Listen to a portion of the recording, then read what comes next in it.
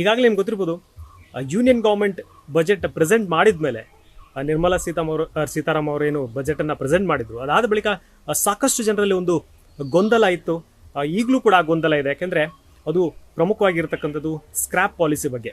ಅಂದರೆ ಹೆಚ್ಚಿನವರಿಗೆ ಎಲ್ರಿಗೂ ಕೂಡ ಅಂದರೆ ಸಾಮಾನ್ಯವಾಗಿ ವೆಹಿಕಲ್ಸ್ ಇರುತ್ತೆ, ಅಂದರೆ 2 ವೀಲರ್ ಇರ್ಬೋದು, 3 ವೀಲರ್ ಇರ್ಬೋದು, 4 ವೀಲರ್ ಇರ್ಬೋದು, ಅಥವಾ ಮಲ್ಟಿ ಆಕ್ಸೆಲ್ ವೆಹಿಕಲ್ಸ್ ಇರ್ಬೋದು. ಸೊ ಯಾವುದೇ ಇರ್ಬೋದು, ಬಟ್ ಎಲ್ಲರೂ ಕೂಡ ಅಂದರೆ 15 ಇಯರ್ಸ್ ಆದಂಥ ಪ್ರೈವೇಟ್ ವೆಹಿಕಲ್ ಜೊತೆಗೆ 20 ಇಯರ್ಸ್ ಆದಂಥ ಯೆಲ್ಲೋ ಬೋರ್ಡ್ ಅಂದರೆ ಕಮರ್ಷಿಯಲ್ ವೆಹಿಕಲ್ಗಳನ್ನು, ಅಂದರೆ ಅದಕ್ಕಿಂತ ಹೆಚ್ಚಿನ ಆಯಸ್ಸಾದಂಥ ವೆಹಿಕಲ್ಗಳನ್ನು ಸ್ಕ್ರ್ಯಾಪ್ ಮಾಡಬೇಕು ಅನ್ನುವಂಥ ಒಂದು ಪಾಲಿಸಿಯನ್ನು ಈಗಾಗಲೇ ನಿರ್ಮಲಾ ಸೀತಾರಾಮ್ ಅವರು ಬಜೆಟ್ನಲ್ಲಿ ಮಂಡಿಸಿದರೆ, ಕಳೆದ 2 ವರ್ಷಗಳಿಂದ ರೋಡ್ ಮತ್ತು transport minister, highway minister Nitin Gadkari ಅವರು ಈ ಒಂದು ಪಾಲಿಸಿ ಬಗ್ಗೆ ಲಾಸ್ಟ್ 2 ಇಯರ್ಸ್ನಿಂದ ಸತತವಾಗಿ ಹೋರಾಡ್ತಾನೆ ಇದ್ದಾರೆ. ಸೊ ಈಗ ಅಂತಿಮವಾಗಿ ಒಂದು ರೂಪವನ್ನು ಪಡ್ಕೊಂಡಿದ್ದು, ಜೊತೆಗೆ ಈಗ ಅದು ಪಾಲಿಸಿಯಾಗಿ ಬರ್ತಾ ಇದೆ.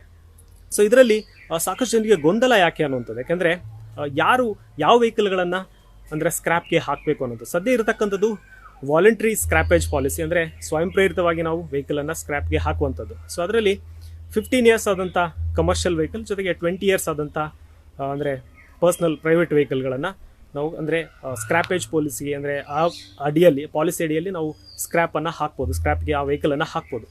ಸೊ ಅದರಲ್ಲಿ ವೆಹಿಕಲ್ ಅಂದರೆ ಸಾಕಷ್ಟು ಜನಕ್ಕೆ ಆತಂಕ, ಜೊತೆಗೆ ಇದರಲ್ಲಿ ಸರ್ಕಾರಕ್ಕೆ ಇರ್ತಕ್ಕಂಥ ಲಾಭಗಳು ಅಥವಾ ಮುಂದೆ ಫ್ಯೂಚರಲ್ಲಿ ಇರ್ತಕ್ಕಂಥ ಬದಲಾವಣೆಗಳು ಯಾವುದೆಲ್ಲ ಅಂತ ನೋಡ್ತಾ ಹೋದರೆ ಖಂಡಿತವಾಗ್ಲೂ, ಯಾಕಂದರೆ ಆಟೋಮೊಬೈಲ್ ಸೆಕ್ಟರ್ ಜೊತೆಗೆ ಸರ್ಕಾರಕ್ಕೆ ಇನ್ಕಮ್ ಜನರೇಟ್ ಆಗಿರ್ತಕ್ಕಂಥದ್ದು ಖಂಡಿತವಾಗಲೂ ಒಂದು ಬೆಸ್ಟ್ ಈ ಒಂದು ಪಾಲಿಸಿ ಮೂಲಕ. ಯಾಕೆಂದರೆ ಸಾಕಷ್ಟು ಅಂದರೆ ಕೋಟ್ಯಾಂತರ ವಾಹನಗಳು ಸ್ಕ್ರ್ಯಾಪ್ ಆಗೋದ್ರಿಂದ ಮತ್ತು ಹೊಸ ವೆಹಿಕಲ್ಗಳನ್ನು ಪರ್ಚೇಸ್ ಮಾಡಬೇಕಾಗತ್ತೆ. ಸೊ ಜನಸಾಮಾನ್ಯರು ಹೊಸ ವೆಹಿಕಲನ್ನು ಪರ್ಚೇಸ್ ಮಾಡಿದಾಗ ಮತ್ತೆ ಆಟೋಮೊಬೈಲ್ ಇಂಡಸ್ಟ್ರಿ ನೋಡಿರ್ಬೋದು, ಲಾಸ್ಟ್ ಕಪಲ್ ಆಫ್ ಇಯರ್ಸ್ ಅಂದರೆ 2019 ಜೊತೆಗೆ 2020 2 ವರ್ಷಗಳು ಕೂಡ ಭಾರತೀಯ ಆಟೋಮೊಬೈಲ್ ಇಂಡಸ್ಟ್ರಿ ತುಂಬಾ ಹಿನ್ನಡೆಯನ್ನು ಅನುಭವಿಸಿದೆ. ಸೊ ಹಾಗಾಗಿ ಅದನ್ನೊಂದು ಬೂಸ್ಟ್ ಮಾಡುವಂಥ ಉದ್ದೇಶದಿಂದ ಇದು ಖಂಡಿತವಾಗಲೂ ಒಂದು ಬೆಸ್ಟ್ ಆಗುತ್ತೆ. ಯಾಕೆಂದರೆ ಹೊಸ ವೆಹಿಕಲ್ಗಳು ಮತ್ತೆ ಜನರು ಖರೀದಿಸ್ತಾರೆ ಅನ್ನೋದು. ಯಾಕಂದರೆ ಯಾರು ಸ್ಕ್ರ್ಯಾಪ್ ಮಾಡ್ತಾರೋ ಅವರು ಮತ್ತೆ ಹೊಸ ವೆಹಿಕಲನ್ನು ಖರೀದಿಸ್ತಾರೆ ಅನ್ನೋದು. ಇತ್ತೀಚೆಗೆ ನಿತಿನ್ ಗಡ್ಕರಿ ಹೇಳಿದರು 5% ಅಂದರೆ ಡಿಸ್ಕೌಂಟನ್ನು ನೀವು ಶೋರೂಮ್ ಪ್ರೈಸಲ್ಲಿ ತೊಗೋಬೋದು ಅನ್ನೋದು. ಅಂದರೆ 5% ಡಿಸ್ಕೌಂಟನ್ನು ಶೋರೂಮ್ ಅವ್ರು ಕೊಡ್ತಾರೆ.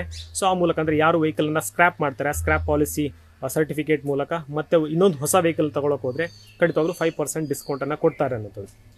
ಆದರೆ ಜನರಿಗೆ ಅದೆಲ್ಲ ಆತಂಕ ಇರ್ತಕ್ಕಂಥ. ಯಾಕಂದರೆ ಸಾಮಾನ್ಯವಾಗಿ 15 ವರ್ಷ ಅಥವಾ 20 ವರ್ಷಗಳಂದ್ರೆ ಕಮರ್ಷಿಯಲ್ ವೆಹಿಕಲ್ ಆಗಿರ್ಬೋದು, ಬಸ್ ಆಗಿರ್ಬೋದು, ಲಾರಿ ಆಗಿರ್ಬೋದು, ಅಥವಾ ಕಾರೇ ಆಗಿರ್ಬೋದು, ಟ್ಯಾಕ್ಸಿ ಓಡಿಸ್ತಾ ಇರ್ತಕ್ಕಂಥವ್ರು ಇನ್ನೊಂದು ಹೊಸ ವಾಹನವನ್ನು ಅಂದರೆ ವೆಹಿಕಲನ್ನು ಪರ್ಚೇಸ್ ಮಾಡಬೇಕು. ಅದಾದ ಬಳಿಕ ಪರ್ಚೇಸ್ ಮಾಡಿದಾದ ಬಳಿಕ ಅದನ್ನು ಅಂದರೆ ಲೋನ್ ಇರುತ್ತೆ. ಯಾಕಂದರೆ ಅವರಿಗೆ ಫುಲ್ ರೆಡಿ ಕ್ಯಾಶ್ ಕೊಡುವಂಥ ಅಂದರೆ ಮಿಡಲ್ ಕ್ಲಾಸ್ ಪೀಪಲ್ಗೆ ಇದು ಕಷ್ಟ ಆಗುತ್ತೆ. ಸೊ ಹಾಗಾಗಿ ಅವ್ರೇನು ಮಾಡಬೇಕು ಅನ್ನೋಂಥದ್ದು. ಯಾಕಂದರೆ ಒಂದು ವೆಹಿಕಲ್ ಪಾಲಿಸಿಯನ್ನು ಈ ಪಾಲಿಸಿ ಬಂದಾಗ ಅದನ್ನು ವೆಹಿಕಲಲ್ಲಿ ಸ್ಕ್ರ್ಯಾಪ್ ಮಾಡಿದರೆ ಆ ಪಾಲಿಸಿ ಮುಖಾಂತರ ಹೋಗೋದಾದರೆ ಖಂಡಿತವಾಗ್ಲೂ, ಯಾಕಂದರೆ 20 ಇಯರ್ಸ್ ಮೇಲಾಗಿರ್ತಕ್ಕಂಥ ಸಾಕಷ್ಟು ಅಂದರೆ ಕೋಟ್ಯಾಂತರ ವಾಹನಗಳು ಇಂಡಿಯಾ ಜೊತೆಗೆ ಕರ್ನಾಟಕದಲ್ಲೂ ಕೂಡ ಇದೆ. ಹಾಗಾಗಿ ಅವರಿಗೆ ಅದೊಂದು ಕಷ್ಟ. ಯಾಕಂದರೆ ಮತ್ತೆ ಲೋನ್ ಮುಗಿಸೋಷ್ಟೊತ್ತಿಗೆ ಮತ್ತೆ 15 ವರ್ಷ ಆಗುತ್ತೆ, ಮತ್ತೆ ಸ್ಕ್ರ್ಯಾಪ್ ಆಗಬೇಕಾಗತ್ತೆ ಅನ್ನುವಂಥದ್ದು ಅವರ ಆತಂಕ. ಸೊ ಇದರಲ್ಲಿ ಸರ್ಕಾರ ಏನು ಹೇಳ್ತಿದೆ ಅಂದರೆ ವೆಹಿಕಲ್ ಪಾಲಿಸಿ ಅಂದರೆ ಇದರಿಂದ ಆಟೋಮೊಬೈಲ್ ಇಂಡಸ್ಟ್ರಿ ಬೂಸ್ಟ್ ಆಗುತ್ತೆ, ಜೊತೆಗೆ ಪೊಲ್ಯೂಷನ್ ಕಡಿಮೆ ಆಗುತ್ತೆ ಅನ್ನೋದು. ಯಾಕಂದರೆ ಎಲ್ಲವೂ ಕೂಡ ಹೊಸ ವೆಹಿಕಲ್ ಆದರೆ ಖಂಡಿತವಾಗ್ಲೂ BS6 ಎಮಿಷನ್ ನಾರ್ಮ್ಸ್ ಇರುತ್ತೆ. ಸೊ ಹಾಗಾಗಿ ವೆಹಿಕಲ್ ಅಂದರೆ ಪೊಲ್ಯೂಷನ್ ಕಡಿಮೆ ಆಗುತ್ತೆ, ಜೊತೆಗೆ ಮೈಲೇಜ್ ಅಂದರೆ ಉತ್ತಮ ಮೈಲೇಜ್ ಇರತಕ್ಕಂಥ ವೆಹಿಕಲ್ ಆಗಿರೋದ್ರಿಂದ ನಮ್ಮ ಕ್ರೂಡ್ ಆಯಿಲ್ ಪರ್ಚೇಸ್ ಕೂಡ ಕಡಿಮೆ ಆಗುತ್ತೆ. ಸೊ ಈ ಮೂಲಕ ಸರ್ಕಾರಕ್ಕೆ ಒಂದಷ್ಟು ಇದಾಗುತ್ತೆ, ಜೊತೆಗೆ ಒಂದಷ್ಟು ಲಾಭಗಳಾಗುತ್ತೆ, ಜೊತೆಗೆ ಕ್ರೂಡ್ ಆಯಿಲ್ ಪ್ರೈಸ್ ಅಂದರೆ ನಾವಷ್ಟು ಇಂಪೋರ್ಟ್ ಮಾಡುವಂಥದ್ದು ಕೂಡ ಕಡಿಮೆ ಆಗುತ್ತೆ. ಹೀಗಾಗಿ ಹೆಚ್ಚಿನ ಹೊರೆ ಬೀಳಲ್ಲ, ಪೆಟ್ರೋಲ್ ಡೀಸೆಲ್ ಬೆಲೆ ಕೂಡ ಸ್ವಲ್ಪ ಮಟ್ಟಿಗೆ ಕಡಿಮೆ ಆಗ್ಬೋದು ಅನ್ನುವಂಥದ್ದು ಇದು ಸರ್ಕಾರದ ಲೆಕ್ಕಾಚಾರ. ಸೊ ಇಲ್ಲಿ ಹಾಗಾದರೆ ಸ್ವಯಂ ಪ್ರೇರಿತವಾಗಿ ಸ್ಕ್ರ್ಯಾಪೇಜ್ ಪಾಲಿಸಿಯಲ್ಲಿ ನಾವು ವೆಹಿಕಲ್ನ ಸ್ಕ್ರ್ಯಾಪ್ ಮಾಡೋಕ್ಕೆ ನಮ್ಗೆ ಇಷ್ಟ ಇಲ್ಲ ಅಂದರೆ, ಅಥವಾ ನಮ್ಮ ವೆಹಿಕಲ್ ತುಂಬಾ ಚೆನ್ನಾಗಿದೆ, 15 ವರ್ಷ ಅಂದರೆ ನಾವು ಹೆಚ್ಚು ಬಳಕೆನೇ ಮಾಡಿಲ್ಲ, ಅಥವಾ 20 ವರ್ಷ ಆಗಿರ್ತಕ್ಕಂಥ ವೆಹಿಕಲ್ ನಾವು ಬಳಕೆನೇ ಮಾಡಿಲ್ಲ, ತುಂಬ ಕಡಿಮೆ ಕಿಲೋಮೀಟರ್ಗಳು ಓಡಿದೆ, ಆದರೆ ಇನ್ನೂ ತುಂಬಾ ಚೆನ್ನಾಗಿದೆ, ಒಳ್ಳೆ ಕ್ವಾಲಿಟಿಯಲ್ಲಿದೆ, ಒಳ್ಳೆ ಕಂಡೀಷನಲ್ಲಿದೆ ಅನ್ನೋದಾದರೆ ನಾವೇನು ಮಾಡಬೇಕು ಅನ್ನೋಂಥದ್ದು ಸಾಕಷ್ಟು ಜನಕ್ಕೆ ಗೊಂದಲ ಇದೆ. ಸೊ ಇದರಲ್ಲಿ ಸರ್ಕಾರ ಏನು ಹೇಳುತ್ತೆ ಅಂದರೆ 15 ಇಯರ್ಸ್ ಆದ ಬಳಿಕ ಅಥವಾ 20 ಇಯರ್ಸ್ ಅಂದರೆ ಕಮರ್ಷಿಯಲ್ ವೆಹಿಕಲ್ ಜೊತೆಗೆ ಪ್ರೈವೇಟ್ ವೆಹಿಕಲ್ಗೆ ಎರಡೂ ಕೂಡ ಡಿಫ್ರೆಂಟ್ ಏಜನ್ನು ಸೆಟ್ ಮಾಡಿದ್ದಾರೆ ಗೌರ್ಮೆಂಟ್. ಸೊ ಈ ಅಂದರೆ ನಿಯಮವನ್ನು ಅಂದರೆ ಏಜ್ ಬಾರ್ ಆಗಿರತಕ್ಕಂಥ ವೆಹಿಕಲ್ಗಳನ್ನು ಸ್ಕ್ರ್ಯಾಪ್ ಮಾಡಿದರೆ ಅಥವಾ ಸ್ಕ್ರ್ಯಾಪ್ ಮಾಡೋದೇ ನಾವು ಉಳಿಸ್ಕೊಂಡ್ರೆ, ನಾವಂದರೆ ಈ ವೆಹಿಕಲನ್ನು ಉಳಿಸ್ಕೋತೀವಿ ಅಥವಾ ನಮಗೆ ಬೇಕು ಅನ್ನೋದಾದರೆ ಖಂಡಿತವಾಗ್ಲೂ ಉಳಿಸ್ಕೋಬೋದು. ಅಂದರೆ ಖಂಡಿತವಾಗ್ಲೂ ಈಗಿರ್ತಕ್ಕಂಥದ್ದು ವಾಲಂಟ್ರಿ ಸ್ಕ್ರ್ಯಾಪೇಜ್ ಪಾಲಿಸಿ. ನಾವು ಸ್ವಯಂ ಪ್ರೇರಿತವಾಗಿ 15 ವರ್ಷ ಆದರೆ ಅದನ್ನು ಬಳಸ್ಕೋಬೋದು, ಅಂದರೆ ಸ್ಕ್ರ್ಯಾಪೇಜ್ ಮಾಡ್ಬೋದು ಅಥವಾ ಬಳಸ್ಕೋಬೋದು. ಆದರೆ ಇಲ್ಲಿರ್ತಕ್ಕಂಥದ್ದು ಏನು ಅಂದರೆ, ನೀವು ಬಳಸ್ಕೊಳ್ತೀರಾ ಅಂದರೆ ಖಂಡಿತವಾಗ್ಲೂ ಅದಕ್ಕೆ ನಿಮಗೆ ಎಕ್ಸ್ಟ್ರಾ ಚಾರ್ಜಸ್ಗಳಾಗುತ್ತೆ. ಯಾಕೆಂದರೆ 15 ಇಯರ್ಸ್ ಆದ ಬಳಿಕ ಅಥವಾ 20 ಇಯರ್ಸ್ ಆದ ವೆಹಿಕಲ್ಗಳನ್ನು ನೀವು ಮತ್ತೆ ಯೂಸ್ ಮಾಡ್ತೀರಿ, ನಮ್ಮ ವೆಹಿಕಲ್ ಚೆನ್ನಾಗಿದೆ ಅಂತಂದರೆ ಮತ್ತೆ ಫಿಟ್ನೆಸ್ ಸರ್ಟಿಫಿಕೇಟ್ ಮಾಡಬೇಕಾಗತ್ತೆ, ರಿಜಿಸ್ಟ್ರೇಷನ್ ಕೂಡ ಆಗಬೇಕಾಗತ್ತೆ. ಸೊ ಇದ್ರ ಮೇಲೆ ಗ್ರೀನ್ ಟ್ಯಾಕ್ಸ್ ಅಂತ ಮತ್ತೆ ಆ್ಯಡ್ ಮಾಡ್ತಾರೆ. ಸೊ ಗ್ರೀನ್ ಟ್ಯಾಕ್ಸನ್ನು ಆ್ಯಡ್ ಮಾಡಿದರೆ ಖಂಡಿತವಾಗಲೂ ಅಲ್ಲಿ ಮತ್ತೆ ಅದು ಕೂಡ ದುಬಾರಿ ಆಗಿರುತ್ತೆ. ಯಾಕಂದರೆ ನಿಮಗೆ ಒಂದು ಹೊಸ ವೆಹಿಕಲನ್ನು ಪರ್ಚೇಸ್ ಮಾಡುವಾಗ ನಿಮಗೆ ಯಾವ ರಿಜಿಸ್ಟ್ರೇಷನ್ ಚಾರ್ಜಸ್ಸು, ರೋಡ್ ಟ್ಯಾಕ್ಸಸ್ ಎಲ್ಲ ಇರುತ್ತೋ ಅದನ್ನು ಡಬಲ್ ಮಾಡ್ತಾರೆ. ಯಾಕಂದರೆ ನಿಮ್ಮ ಸ್ಕ್ರ್ಯಾಪೇಜ್ ಪಾಲಿಸಿ ಅಂದರೆ ನಿಮ್ಮ ಏಜ್ ವೆಹಿಕಲ್ ಮೀರಿದರೆ ಖಂಡಿತವಾಗ್ಲೂ ಅದಕ್ಕೆ ಗ್ರೀನ್ ಟ್ಯಾಕ್ಸ್ ಬೀಳುತ್ತೆ, ರೋಡ್ ರಿಜಿಸ್ಟ್ರೇಷನ್ ಕೂಡ ಹೆಚ್ಚಾಗುತ್ತೆ, ಮತ್ತು ಜೊತೆಗೆ ಫಿಟ್ನೆಸ್ ಸರ್ಟಿಫಿಕೇಟ್ ನಾರ್ಮ್ಸ್ ಕೂಡ ಬದಲಾಗುತ್ತೆ. ಯಾಕಂದರೆ ತುಂಬ ಫಿಟ್ ಅಂದರೆ ಸದ್ಯಕ್ಕೆ ನೀವು ನೋಡಿರ್ಬೋದು, ನಿಮ್ಮ ಹತ್ರ ವೆಹಿಕಲ್ಗಳಿದ್ದರೆ ಖಂಡಿತವಾಗ್ಲೂ ಗೊತ್ತಿರುತ್ತೆ, ತುಂಬ ಹಳೆ ವೆಹಿಕಲ್ ಇದ್ದರೆ ಫಿಟ್ನೆಸ್ ಸರ್ಟಿಫಿಕೇಟನ್ನು ಮಾಡಬೇಕಾಗುತ್ತೆ. ಸೊ ಆ ಸರ್ಟಿಫಿಕೇಟ್ ಸದ್ಯ ಯಾವ ರೀತಿ ನಡೀತಾ ಇದೆ ಅಂದರೆ, ನೀವು ಲೋಕಲ್ RTO ಆಫೀಸ್ಗೆ ಹೋದರೆ ಅಲ್ಲಿನ RTO ಆಫೀಸರ್ಗಳು ಬಂದು ನೋಡ್ತಾರೆ ನಿಮ್ಮ ವೆಹಿಕಲ್ ಚೆನ್ನಾಗಿದೆಯಾ, ಅಂದರೆ ಇಂಡಿಕೇಟರ್ ಆಗುತ್ತಾ, ಹೆಡ್ಲೈಟ್ ಇದೆಯಾ, ಇಂಜಿನ್ ಕರೆಕ್ಟ್ ಇದೆಯಾ, ಆಯಿಲ್ ಲೀಕೇಜ್ ಇದೆಯಾ, ಈ ಥರ ಒಂದು ಕೆಲವೊಂದು ನಾಮ್ಸನ್ನು ನೋಡ್ತಾರೆ. ವೆಹಿಕಲ್ ಸ್ಟಾರ್ಟ್ ಆಗುತ್ತಾ ಇಲ್ವೋ ಅಂತ ನೋಡ್ತಾರೆ. ಅಂದರೆ ಎಲ್ಲವೂ ಅಟ್ಲೀಸ್ಟ್ ಓಡೋ ಕಂಡೀಷನಲ್ಲಿದ್ದರೆ ಎಸ್ ನಿಮಗೆ ಫಿಟ್ನೆಸ್ ಸರ್ಟಿಫಿಕೇಟ್ ಸಿಗುತ್ತೆ. ಅದಕ್ಕೆ ಇಷ್ಟು ಅಂತ ಪೇ ಮಾಡಬೇಕಾಗುತ್ತೆ, ಅಷ್ಟು ಪೇ ಮಾಡಿದ್ರೆ ಖಂಡಿತವಾಗಿ ನಿಮಗೆ ಫಿಟ್ನೆಸ್ ಸರ್ಟಿಫಿಕೇಟ್ ಸಿಗುತ್ತೆ. ಅಂದರೆ ಇಷ್ಟರವರೆಗೆ. ಆದರೆ ಇನ್ನು ಮುಂದೆ ಈ ಸ್ಕ್ರ್ಯಾಪೇಜ್ ಪಾಲಿಸಿ ಬಂದ ಮೇಲೆ ಅಂದರೆ ವೆಹಿಕಲ್ ಫಿಟ್ನೆಸ್ ಸರ್ಟಿಫಿಕೇಟ್ ನಿಯಮಗಳು ಜೊತೆಗೆ ಅದನ್ನು ಮಾಡುವಂಥ ವಿಧಾನಗಳು ಕೂಡ ಬದಲಾಗುತ್ತೆ. ಯಾಕಂದರೆ ಅದೆಲ್ಲವೂ ಕೂಡ ಆಟೋಮೇಟೆಡ್ ಇರುತ್ತೆ. ಸೊ ಎಲ್ಲವೂ ಕೂಡ ಆಟೋಮೇಟೆಡ್ ಸಿಸ್ಟಮಲ್ಲಿ ನಿಮ್ಮ ಫಿಟ್ನೆಸ್ಸನ್ನು ಅಂದರೆ ವೆಹಿಕಲ್ ಫಿಟ್ನೆಸ್ಸನ್ನು ಸರ್ಟಿಫೈಡ್ ಮಾಡ್ತಾರೆ. ಸೊ ಅಲ್ಲಿ ಆ ಸರ್ಟಿಫೈಡ್ ಆಟೋಮೇಟೆಡ್ ಸಿಸ್ಟಮಲ್ಲಿ ನಿಮ್ಮ ವೆಹಿಕಲ್ ಸರ್ಟಿಫೈಡ್ ಆದರೆ ಮಾತ್ರ ನೀವು ಅದನ್ನು ಬಳಸೋಕ್ಕೆ ಯೋಗ್ಯ ಆಗುತ್ತೆ. ಅದನ್ನು ಆಗಿಲ್ಲ ಅಂದರೆ ಸದ್ಯದ ಪಾಲಿಸಿ ಇರತಕ್ಕಂಥದ್ದು ಸ್ವಯಂ ಪ್ರೇರಿತ ಆಗಿರೋದ್ರಿಂದ ಅದನ್ನು ಉಳಿಸ್ಕೋಬೋದು. ಅದರ ಉಳಿಸೋದಾದರೆ ಅದಕ್ಕೆ ಮತ್ತೆ ಹೆಚ್ಚಿನ ಟ್ಯಾಕ್ಸಸ್ಗಳನ್ನು ನೀವು ಕೊಡಬೇಕಾಗುತ್ತೆ. ಸೊ ಅದು ನೀವು ಹೊಸ ವೆಹಿಕಲನ್ನು ಪರ್ಚೇಸ್ ಮಾಡೋದು ಆಲ್ಮೋಸ್ಟ್ ಈಕ್ವಲ್ ಆಗುತ್ತೆ, ಅಥವಾ ಅಂದರೆ ಅದರ ಟ್ಯಾಕ್ಸ್ಗಿಂತ ಡಬಲ್ ಇರೋದ್ರಿಂದ ನಿಮಗೆ ಇನ್ನೊಂದು ಸ್ವಲ್ಪ ಹಾಕಿದರೆ ಹೊಸ ವೆಹಿಕಲ್ಲೇ ಬಂದುಬಿಡ್ಬೋದು ಅನ್ನುವಂಥ ಒಂದು ಅಂದರೆ ಆ ರೀತಿಯ ಒಂದು ಪರಿಸ್ಥಿತಿ ನಿರ್ಮಾಣ ಆಗುತ್ತೆ. ಸೊ ಹೀಗಾಗಿ ಹೆಚ್ಚಿನವರು ಅಂದರೆ ಉಳಿಸ್ಕೊಳ್ಳೋದಕ್ಕಿಂತ ಬದಲಾಗಿ ಅದನ್ನು ಸ್ಕ್ರ್ಯಾಪ್ ಎಲ್ಲ ಹಾಕ್ಬೋದು. ಇನ್ನೊಂದು ಇಲ್ಲಿರ್ತಕ್ಕಂಥ ಗೊಂದಲ ಅಂದರೆ ವಿಂಟೇಜ್ ಕಾರ್ಗಳಿರ್ಬೋದು ಅಥವಾ ವಿಂಟೇಜ್ ವೆಹಿಕಲ್ಗಳಿರ್ಬೋದು, ತುಂಬ ಹಳೆ ವೆಹಿಕಲ್ಗಳಿರ್ಬೋದು, ಅದನ್ನು ಏನು ಮಾಡ್ಬೋದು ಅನ್ನೋಂತಂದರೆ ಅಷ್ಟು ಹಿಂದಿನಿಂದ ಬಹಳ ರಾಜ ಮಹಾರಾಜರಿರ್ಬೋದು ಅಥವಾ ಸ್ವಾತಂತ್ರ್ಯ ಹೋರಾಟಗಾರರಿರ್ಬೋದು ಅಥವಾ ಈ ರೀತಿಯಾದಂಥ ಅಂದರೆ ಹಿಂದಿನಿಂದ ಬಳಸ್ಕೊಂಡು ಬಂದಂಥ ಅಥವಾ ವಿಂಟೇಜ್ ವೆಹಿಕಲ್ಗಳನ್ನು ನೀವು ಪರ್ಚೇಸ್ ಮಾಡಿದರೆ ಸೊ ಆ ವೆಹಿಕಲ್ಗಳನ್ನೇ ಏನು ಮಾಡ್ಬೋದು ಅಂದರೆ ಅದಕ್ಕೆ ಸಪ್ರೇಟ್ ಆದಂಥ ನಾರ್ಮ್ಸನ್ನು ಇನ್ನೂ ಕೂಡ ministry of road transport and highway ಇಲಾಖೆ ಇದನ್ನು ಇನ್ನೂ ಕೂಡ ಅಂದರೆ ಸ್ಟ್ರಿಕ್ಟ್ ಅಂದರೆ ಯಾವುದೆಲ್ಲ ಕ್ಲಾಸಸ್ಗಳಿದೆ ಅನ್ನೋಂಥದ್ದು ಇನ್ನೂ ಕೂಡ ಬಿಡುಗಡೆ ಮಾಡಿಲ್ಲ. ಸದ್ಯದಲ್ಲಿ ಅದು ಬಿಡುಗಡೆ ಆಗುತ್ತೆ ಅನ್ನೋಂಥ ಮಾತನ್ನು ಕೂಡ ನಿತಿನ್ ಗಡ್ಕರಿ ಅವರು ಹೇಳಿದ್ದಾರೆ. ಸೊ ಹಾಗಾಗಿ ವಿಂಟೇಜ್ ಕಾರ್ಗಳನ್ನು ನೀವು ಸ್ಕ್ರ್ಯಾಪ್ ಮಾಡೋದಾರೆ ಅಂದರೆ ಅದನ್ನು ಉಳಿಸ್ಕೋಬೇಕಾದ್ರೆ ಅದಕ್ಕೆ ಬೇರೆ ಸಪ್ರೇಟ್ ಇರುತ್ತೆ, ಅದನ್ನು ಬೇರೆ ರಿಜಿಸ್ಟ್ರೇಷನ್ ಮಾಡಬೇಕಾಗುತ್ತೆ, ಅದಕ್ಕೆ ಬೇರೆ ಟ್ಯಾಕ್ಸಸ್ಗಳಿರುತ್ತೆ. ಸೊ ಅದನ್ನು ಕೂಡ ಆ ರೀತಿಯಲ್ಲಿ ಉಳಿಸ್ಕೋಬೋದು. ಸೊ ಅದರ ಸದ್ಯಕ್ಕಿರ್ತಕ್ಕಂಥದ್ದು ಯಾವ ವೆಹಿಕಲನ್ನು ಅಂದರೆ ಸ್ವಯಂ ಪ್ರೇರಿತವಾಗಿ ಹಾಕಿದರೆ ಅವರಿಗೆ 5% ಡಿಸ್ಕೌಂಟ್ ಇರುತ್ತೆ. ಇದಾದ ಬಳಿಕ ಇನ್ನು ಬೇರೆ ಅಡಿಷ್ನಲ್ ಬೆನಿಫಿಟ್ಗಳೇನು ಅನ್ನೋಂಥದ್ದನ್ನು ಇನ್ನಷ್ಟೇ ಇಲಾಖೆ ಅದರ ಫುಲ್ ಡೀಟೇಲ್ ನೋಟಿಫಿಕೇಷನನ್ನು ಕಳಿಸ್ತಾರೆ. ಅಂದರೆ ಅಟ್ಲೀಸ್ಟ್ 2-3 ವೀಕ್ಸಲ್ಲಿ ಈಗಾಗಲೇ ನಿತಿನ್ ಗಡ್ಕರಿ ಹೇಳಿದ್ರ ಪ್ರಕಾರ 2-3 ವೀಕ್ಸಲ್ಲಿ ಅದನ್ನು ನೋಟಿಫಿಕೇಷನನ್ನು ಕಳಿಸ್ತಾರೆ. ಸೊ ಇದನ್ನು ಹೊರತುಪಡಿಸಿದರೆ ಖಂಡಿತವಾಗ್ಲೂ ಸ್ಕ್ರ್ಯಾಪೇಜ್ ಪಾಲಿಸಿ ಒಂದು ರೀತಿಯಲ್ಲಿ ಲಾಭ ಇದೆ. ಆದರೆ ಹೆಚ್ಚಿನವರು ಮಿಡಲ್ ಕ್ಲಾಸ್ ಪೀಪಲ್ಗೆ ಯಾರು ಈಗಾಗಲೇ ಅಂದರೆ ಅಂದರೆ ವೆಹಿಕಲಲ್ಲಿ ಇಟ್ಕೊಂಡು ಇನ್ ಕೇಸ್ ಲಾರಿ ಆಗಿರ್ಬೋದು, ಬಸ್ ಆಗಿರ್ಬೋದು ಅಥವಾ ಕಾರ್ ಆಗಿರ್ಬೋದು, ಈ ರೀತಿಯಾದಂಥ ವೆಹಿಕಲನ್ನು ಇಟ್ಕೊಂಡು ಅದರಲ್ಲೇ ಜೀವನವನ್ನು ಮಾಡ್ತಕ್ಕಂಥ ಅದರಲ್ಲೇ ಜೀವನನ ಸಾಗಿಸ್ತಾ ಇರ್ತವ್ರಿಗೆ ಖಂಡಿತವಾಗ್ಲೂ ಈ ಪಾಲಿಸಿ ಸ್ವಲ್ಪ ಕಷ್ಟ ಆಗ್ಬೋದು. ಯಾಕೆಂದರೆ ಒಂದು ಹೊಸ ವೆಹಿಕಲನ್ನು ಪರ್ಚೇಸ್ ಮಾಡುವಂಥದ್ದು ಸೊ ನಿಮ್ಗೆ ಗೊತ್ತಿರೋದು ಈಗಾಗಲೇ BS6 ಎಮಿಷನ್ ಅಂದರೆ ಪಾಲಿಸಿ ಇರೋದರಿಂದ ಖಂಡಿತವಾಗ್ಲೂ ವೆಹಿಕಲ್ಗಳೆಲ್ಲವೂ ಕೂಡ ಅಂದರೆ ಒಂದು ಬೆಲೆ ತುಂಬಾ ಜಾಸ್ತಿ ಆಗಿದೆ. ಜೊತೆಗೆ ಮೆಟೀರಿಯಲ್ ಕಾಸ್ಟ್, ಇಂಪೋರ್ಟ್ ಕಾಸ್ಟ್ ಎಲ್ಲವೂ ಕೂಡ ಜಾಸ್ತಿ ಆಗಿದೆ. ಹೀಗಾಗಿ ಒಂದು ಹೊಸ ವೆಹಿಕಲನ್ನು ಮಿಡಲ್ ಕ್ಲಾಸ್ ಪೀಪಲ್ ಪರ್ಚೇಸ್ ಮಾಡುವಂಥದ್ದು ತುಂಬಾ ಕಷ್ಟ. ಸೊ ಇದಕ್ಕೋಸ್ಕರ ಗೌರ್ಮೆಂಟ್ ಇನ್ನೇನಾದರೂ ಬೆನಿಫಿಟ್ ಅಂದರೆ ಕೊಡ್ತಾರಾ ಅನ್ನೋಂಥದ್ದು ಇನ್ನಷ್ಟೇ ಅದು ಗೊತ್ತಾಗಬೇಕಾದ್ರೆ ಸದ್ಯಕ್ಕಿರ್ತಕ್ಕಂಥದ್ದು 5% ಓನ್ಲಿ. ನೀವು ಸ್ಕ್ರ್ಯಾಪ್ ಮಾಡಿದ ಬಳಿಕ ಸ್ಕ್ರ್ಯಾಪ್ ಸರ್ಟಿಫಿಕೇಟ್ ಇಟ್ಕೊಂಡು ಒಂದು ಹೊಸ ವೆಹಿಕಲನ್ನು ಪರ್ಚೇಸ್ ಮಾಡಿದ್ರೆ 5% ಡಿಸ್ಕೌಂಟನ್ನು ಕೊಡ್ತಾರೆ. ಅಂದರೆ ಎಕ್ಸ್ ಶೋರೂಮ್ ಪ್ರೈಸ್ ಮೇಲೆ ನಿಮಗೆ ಡಿಸ್ಕೌಂಟನ್ನು ಕೊಡ್ತಾರೆ.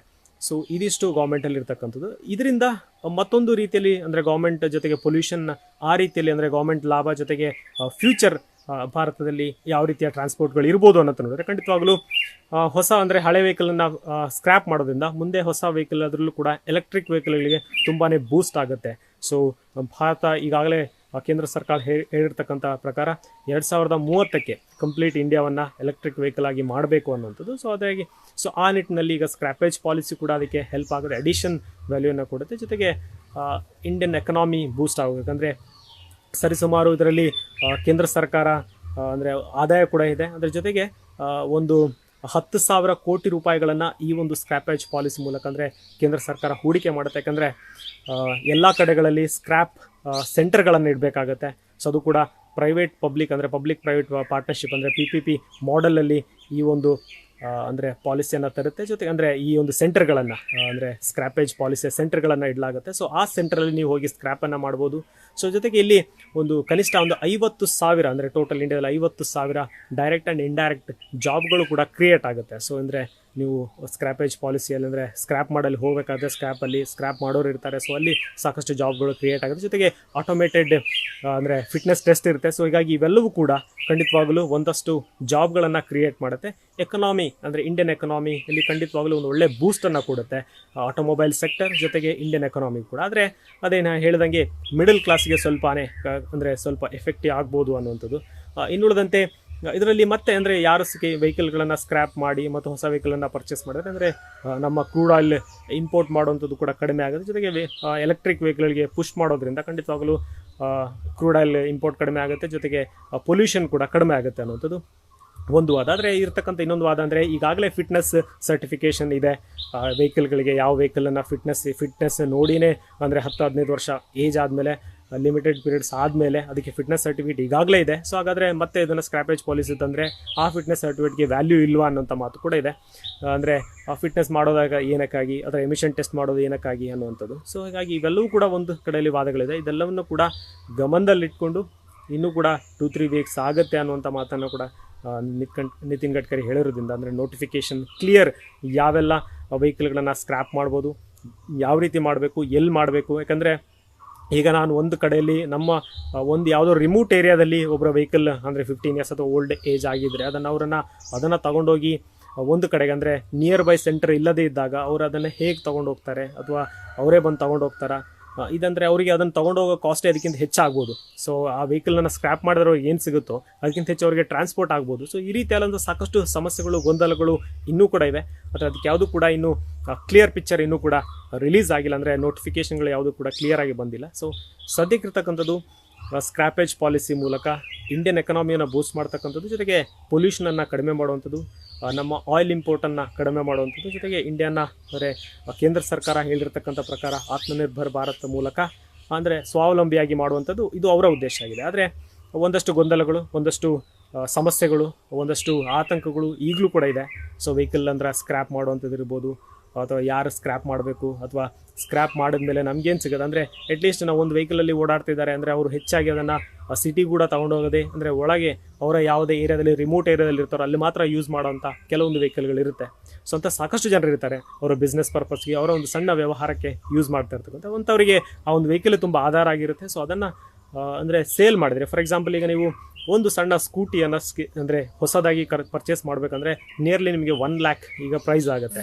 ಸೊ ಇದು ತುಂಬಾ ಹ್ಯೂಜ್ ಅಮೌಂಟ್ ಆಗುತ್ತೆ ಮಿಡಲ್ ಕ್ಲಾಸ್ ಫ್ಯಾಮಿಲಿಗೆ. ಸೊ ಹಾಗಾಗಿ ಇನ್ನೊಂದು ಪರ್ಚೇಸ್ ಮಾಡುವಂಥ ಕೆಪಾಸಿಟಿ ಇರುತ್ತಾ ಅನ್ನುವಂಥದ್ದು, ಸೊ ಅವ್ರಿಗೆ ಏನು ಮಾಡ್ಬೋದು ಅನ್ನುವಂಥದ್ದು. ಸೊ ಇದಕ್ಕೆಲ್ಲ ಗೌರ್ಮೆಂಟ್ ಇನ್ನೂ ಕೂಡ ನೋಟಿಫಿಕೇಷನ್ ಬರಬೇಕಾಗುತ್ತೆ. ಬಟ್ ಆ್ಯಸ್ ಆಫ್ ನಾವು ಈಗ ಇರತಕ್ಕಂಥದ್ದು ಒಂದು ಪಾಲಿಸಿಯನ್ನು ಕೇಂದ್ರ ಸರ್ಕಾರ ಈಗ ಪುಷ್ ಮಾಡ್ತಾ ಇದೆ. ಸೊ ಲಾಸ್ಟ್ 2 yearsಯಿಂದ ನಿತಿನ್ ಗಡ್ಕರಿ ಅವರು ಈ ಬಗ್ಗೆ ಹೇಳ್ತಾನೆ ಇದ್ರು, ಪಾಲಿಸಿಯನ್ನು ತರ್ತಿದ್ದಾರೆ ಅನ್ನೋದು.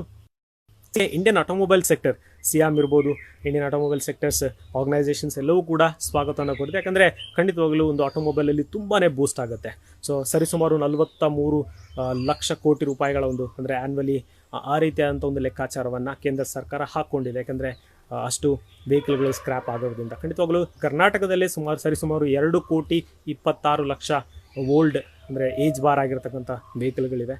ಸೊ ಹಾಗಾಗಿ ಖಂಡಿತವಾಗಲೂ ಇಷ್ಟೊಂದು ವೆಹಿಕಲ್ಗಳು ಸ್ಕ್ರ್ಯಾಪ್ ಆಗುತ್ತಾ ಅಥವಾ ಅದಕ್ಕೆ ಟೈಮ್ ಪೀರಿಯಡ್ ಕೊಡ್ತಾರಾ ಅನ್ನೋಂಥದ್ದು. ಸೊ ಯಾವ ರೀತಿ ಇರುತ್ತೆ ಮುಂದಿನ ಅದರ ಕ್ಲಾಸ್ ಬೈ ಕ್ಲಾಸ್ ಯಾವ ರೀತಿ ಇರುತ್ತೆ ಅನ್ನೋದು ಕೂಡ ಸಾಕಷ್ಟು ಕುತೂಹಲ ಕೆರಳಿಸಿ, ಜೊತೆಗೆ ಸಾಕಷ್ಟು ಜನರಿಗೆ ಆತಂಕ ಕೂಡ ಇದೆ. ಯಾಕಂದರೆ ವೆಹಿಕಲ್ ಏಜ್ ಆಗ್ತಾ ಬಂದಿರತಕ್ಕಂಥವ್ರಿಗೆ ಅಥವಾ ಈಗಾಗಲೇ 15 years ಅಥವಾ 20 years ವೆಹಿಕಲ್ಗಳಿಗೆ ಏಜ್ ಆಗಿರ್ತಕ್ಕಂಥ ವೆಹಿಕಲ್ಗಳಿಗೆ ಅಂದರೆ ಅವರ ಓನರ್ಗಳಿಗೆ ಈಗಾಗಲೇ ಸಾಕಷ್ಟು ಗೊಂದಲ ಜೊತೆಗೆ ಆತಂಕ ಕೂಡ ಇದೆ. ಬಟ್ ಇದನ್ನು ಯಾವ ರೀತಿ ಕೇಂದ್ರ ಸರ್ಕಾರ ಪರಿಹರಿಸುತ್ತೆ ಅನ್ನೋದು ಈಗಿರ್ತಕ್ಕಂಥ ಪ್ರಶ್ನೆ.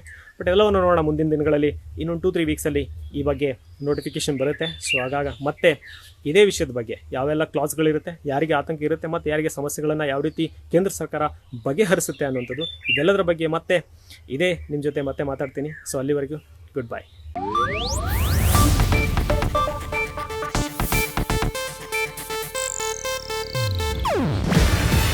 ಇದು ಏಷ್ಯಾನೆಟ್ ನ್ಯೂಸ್ ನೆಟ್ವರ್ಕ್ ಪ್ರಸ್ತುತಿ.